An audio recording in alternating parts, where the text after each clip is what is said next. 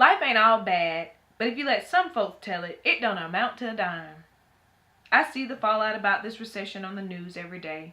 I listen to the chatter coming off people's lips. Everybody's scared. Small towns like this get hit harder than any other place when times are bad. Well before this, some important people were already claiming it was becoming a ghost town. Like the folks living here now were dead and didn't know it or something. Most of them talking so terribly against life here don't have nothing to show for all of their years. All them hours at a job that let them go in the snap of a finger. So many months handing off money for stuff they couldn't afford in the first place weren't worth anything once they started missing a payment or two. They'd convinced themselves that these things belonged to them when in reality they were just renting. Time don't mean much if you don't make good use of it and spend it on what matters most. I know that for a fact. I'm about to walk into another decade. Don't ask, I ain't telling which one. Just know I don't look like what I've been through. I lost my cute little shape after Bobby, my second child, but I don't carry much weight except around my hips. And I guess I'll have this little pouch of a stomach till the day I die. I call it my sacrifice and bring it up every time Bobby or any of my children talk back. I don't dye my hair jet black because only a handful of gray curls hide in my crown like it's a little nest. The wrinkles crawling at my lips and eyes is only because I smile so much, not from worrying, not anymore. Worrying is like meditating on what you don't want. What kind of sense does that make? Now there's some stuff I still think on real hard. I got some shoulda, coulda, wouldas, some maybe one day things I want to do. They call it a bucket list nowadays. I know we all gotta go one day, but to tell you the truth, I don't like dwelling on death. I tried to plan for my funeral some years ago, but as far as I got was writing down my name, Rosa May Townsend. I broke down in that mortician's office because it reminded me of when I buried my husband. So you see, I've been close enough to death and seen enough of it to want to put it off. Last year this time, I was at the hospital with my dad's sister. Then, she came back. This ain't no zombie tale like they got all over the TV. My sister was out fiddling around in her garden with a big old cucumber in her hand when she had a stroke.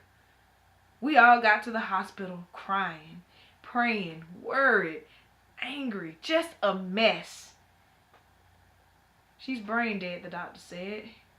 He kind of shrugged his shoulders when he told us there was nothing else he could do. A machine was keeping her alive, and we probably should make a decision about taking her off of it. There wasn't a chance of recovery.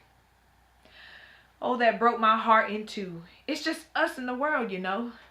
We lost our baby brother years ago, but me and her, we had to have each other. I thought about the last time I heard her voice, saw her bright smile, and heard her wail out that awful laugh she got from our daddy. I couldn't imagine seeing her just laying there in a hospital bed or a casket. Both of us promised each other that if we ever got in a state like that, we'd let go and let God take control. Neither of us wanted to stay hooked up to no machine for years on end. Recession or not, we couldn't afford it even if we wanted to. Sitting right in front of death like this, though, it had me considering going back on my promise. Let go and let God, I kept saying to myself. Now, I don't know if it was fear or that horrible hospital lighting, but we all looked yellow. Her husband sat in a corner, staring at the tile floor, rubbing his hand up and down his blue jeans. That grown man became a mere child right before our eyes. Just shut down. Her children, they started planning the funeral. It was a Tuesday, so maybe they could get Reverend Taylor to have it on a Saturday so everybody could make it. His silence and their talk, it got to me. Let go. I said no. I didn't mean for it to leave my mind and come out my mouth so loud. They stopped dead in their tracks and stared like I was crazy. We're not giving up like that, I said. Not that quickly. I brought them all together in that waiting room. I even invited the folks in there we didn't know to join us. We took turns praying one mighty prayer after the other. Afterwards, She was still dead, but we questioned that doctor so much that he got us another one that specialized in the brain and strokes. That doctor found something different. Now I see why they say you've got to get a second opinion. He didn't sound too hopeful, but you don't need much for it to work. The special doctor told us he saw some brain activity. Minimal was the word he used. She may never be the same again. Probably never talk or walk. But he wanted to see what would happen without the machine. Oh, that was a fateful moment when we took her off that thing. I held my breath so tight in my throat the whole time that when I saw her chest lift on its own, I could have sworn I released the air right into her. My sister. Do you believe in the impossible?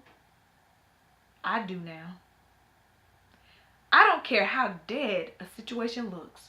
There just might be something or someone at work in the background that if you're not careful, you might miss it. My sister is still here on this beautiful earth with me.